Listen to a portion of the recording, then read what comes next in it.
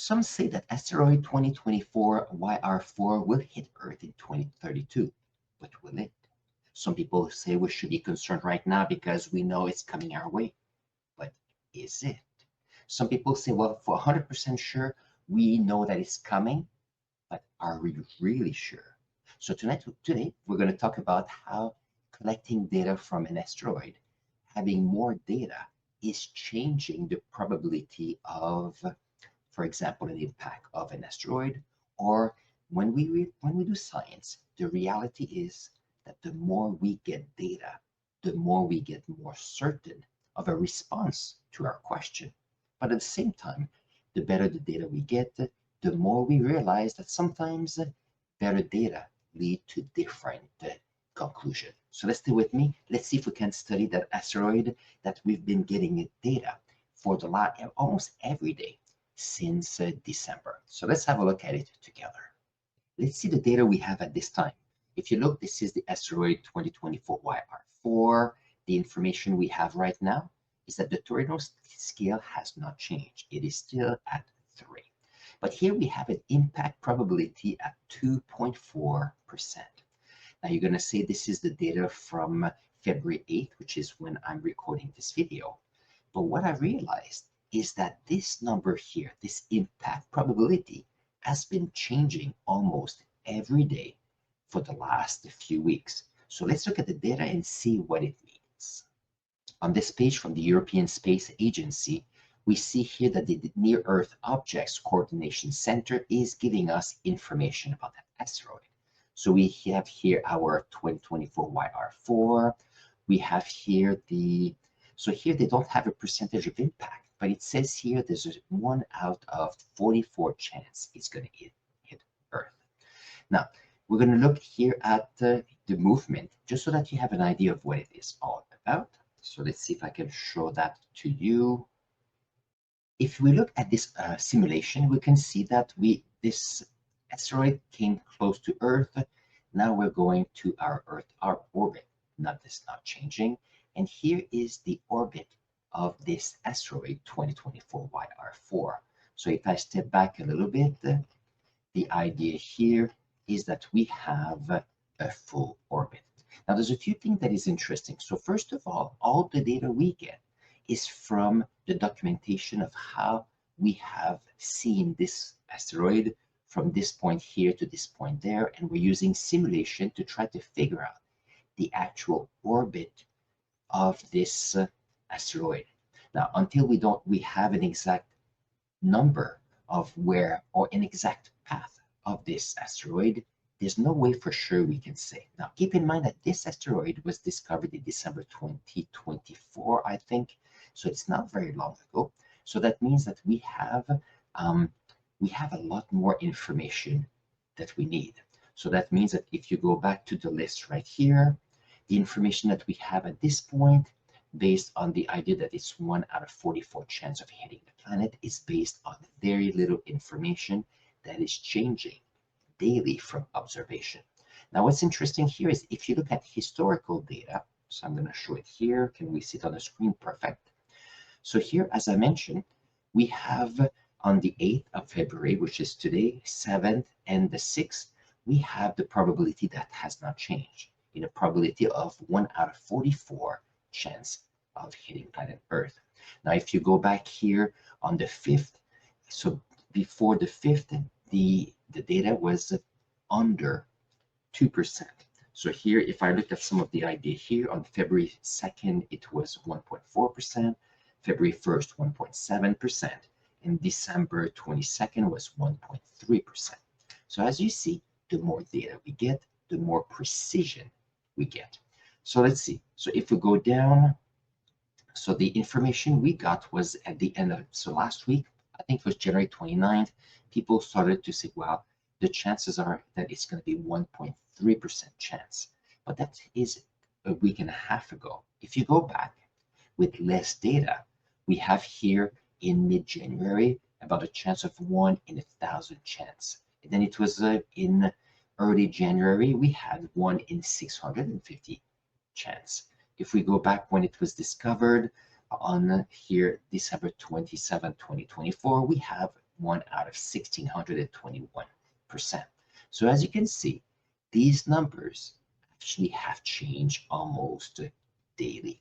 So the question here is that how can scientists only have a vague idea of what it could be? And the reason here is that the more data we have, the more precise we can have our model. Now, my question when we started the video is, will this asteroid hit Earth? We don't know. We still need more data. Should we be concerned? Well, scientists are concerned and we're monitoring that asteroid. And the question here is that we may have statistics that makes it more and more chance that it will hit Earth, but it's possible that that chance will get to zero the more information we get. So this is a prime example of what science is all about. When you're in a lab and you have a question and you have your hypothesis and then you gather data, the data you gather is as good as the equipment you have to gather the data. And once you have the data and you analyze it, then you realize that you can answer your question. Now here for this example, it seems that the data is changing almost daily. So if we have new data coming in all the time, the analysis is ongoing and conclusion can change as well. So the big question here is that what will happen? We don't know. Is it newsworthy? It is newsworthy because people are talking about it. But here we still need more data to figure out what will happen. Now, in my research, I was looking at, okay, so we have a possible asteroid that will come our way. And I know that the scientists and governments are looking at what are humans to do if there is a much higher chance that an asteroid will hit us. And in my research this morning, guess what I found?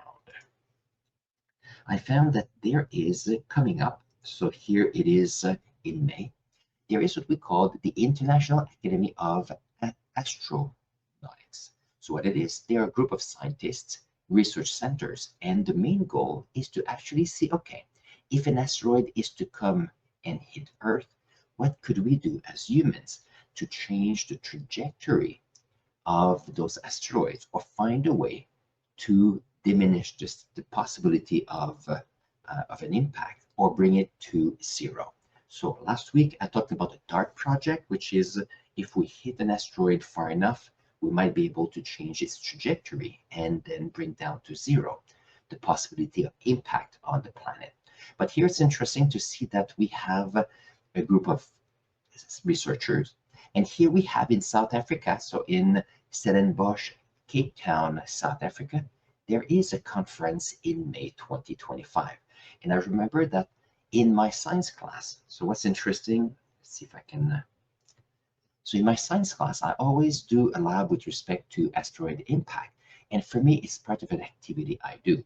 But it's interesting to see that it is something that is I studied. There are budgets, there are research teams working on that. So I figured I'd share that with you. It's always interesting. So we have here the conference starting in 85 or 86 days. So here it's a full conference with all kind of interesting. So if you look at the topics they will cover, let's have a look. It's always nice to see what researchers are discussing. Let's see how big I can put this for you. So we have here key sessions topic here, ongoing and upcoming missions about asteroids, hypothetical asteroid threat exercise. We have policy development, we have near-Earth object discovery and characterization. This is what is happening right now with that asteroid 2024 YR4. We have, is there models for deflecting and disrupting, modeling and testing to see if we can change the path of an asteroid, space mission and campaign design, impact, effect, and consequences, because if an asteroid actually impacts Earth, what are we to do? We have disaster management and impact response. If it is something that happens, we need to be ready. Public education and communication, which is interesting, and the decision to act. We have the idea of political, legal, social, and economic aspects. So I thought this was very interesting for topics for a conference topic I did not think could exist. And if we look here at the bottom, there's a few things that's interesting. The media packages are not quite yet. It seems that they do the conference every 2 years. And I looked at the registration right here.